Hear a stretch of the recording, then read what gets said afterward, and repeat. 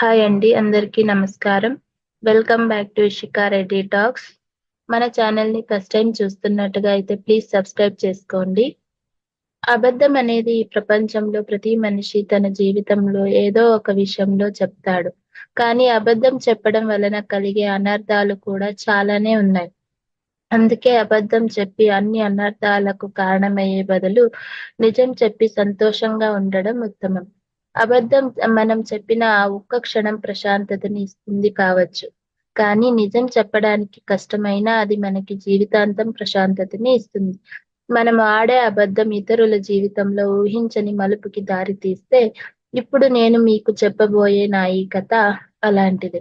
ఒక్క క్షణం సంతోషం కోసం నేను ఆడిన అబద్ధం నా జీవితంలో ఎలాంటి బాధని తీసుకొచ్చిందో నేను మీతో పంచుకోబోతున్నాను. నేను బీటెక్ చదువుతున్న రోజుల్లో నాకు ముగ్గురు స్నేహితులు ఉండేవారు.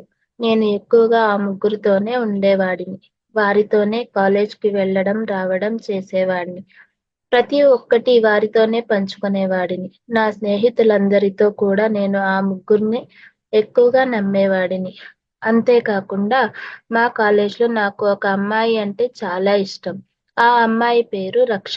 నేను ఆ కాలేజ్‌లో చేరిన మొదటి రోజే రక్షని చూశాను. నేను తనని చూసిన క్షణం నుండే తనని ప్రేమించడం మొదలుపెట్టాను. ఇప్పటికీ ప్రేమిస్తూనే ఉన్నాను. కానీ నా ప్రేమ విషయం మాత్రం రక్షకి ఇంతవరకు చెప్పలేదు.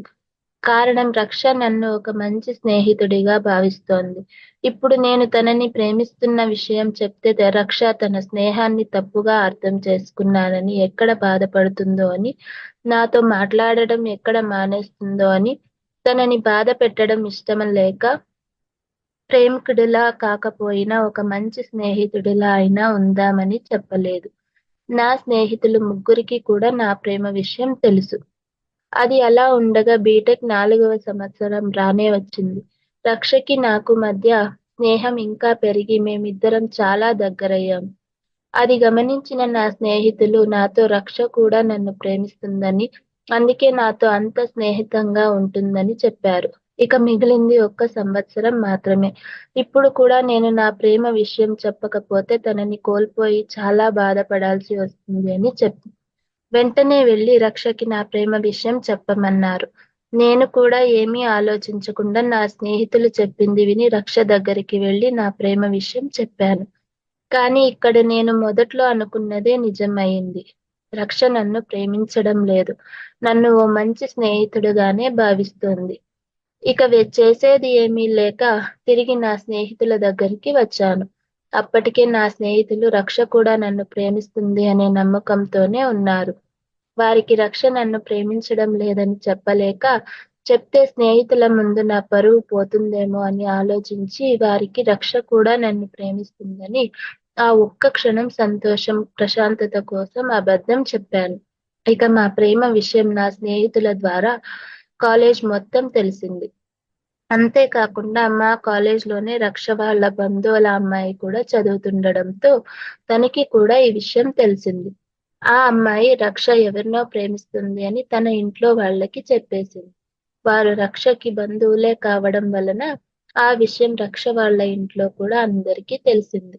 రక్ష ప్రేమ విషయం తెలిసి తన పరువు అందరి ముందు పోయింది అని రక్ష తండ్రి తనని చదువు మాన్పించి తను ఎవరిని ప్రేమించడం లేదని ఎంత చెప్పినా వినకుండా వేరే సంబంధం తెచ్చి పెళ్లి చేశాడు. కానీ ఈ విషయాలేవి కూడా అప్పటికి నాకు తెలియవు. నేను నా బీటెక్ పూర్తి చేసుకుని రక్ష ఎలాగో నన్ను ప్రేమించడం లేదు కదా అని తనని మెల్లమెల్లగా మర్చిపోతూ, జీవితంలో పైకి ఎదగాలని ఒక మంచి ఉద్యోగం చేస్తూ బెంగుళూరులో స్థిరపడ్డాను. కొన్నాళ్లకు నా తల్లిదండ్రులు ఒక మంచి సంబంధం తెచ్చి నా పెళ్లి చేశారు. ఆ అమ్మాయి చాలా మంచిది. నేను తనతో సంతోషంగా నా జీవితాన్ని గడుపుతున్నాను. ఇది ఇలా ఉండగా ఒకరోజు రక్ష భర్త తాగి వాహనం నడపడం వలన ప్రమాదం జరిగి చనిపోయాడు. దాంతో రక్ష తన కలలు, తన చదువు అంతేకాకుండా తన జీవితం కూడా ఇలా మధ్యలో ఆగిపోయినందుకు డిప్రెషన్‌లోకి వెళ్ళిపోయింది. ఈ విషయాలన్నీ నేను ఆఫీస్ పని మీద హైదరాబాద్ వెళ్ళినప్పుడు నా స్నేహితులను కలిస్తే వాళ్ళు జరిగిందంతా చెప్పారు. ఆ విషయాలన్నీ తెలిసి నేను చాలా బాధపడ్డాను. నేను ప్రేమించిన అమ్మాయి జీవితాన్ని నా చేతులారా నేనే నాశనం చేశానా అని కృంగిపోయాను.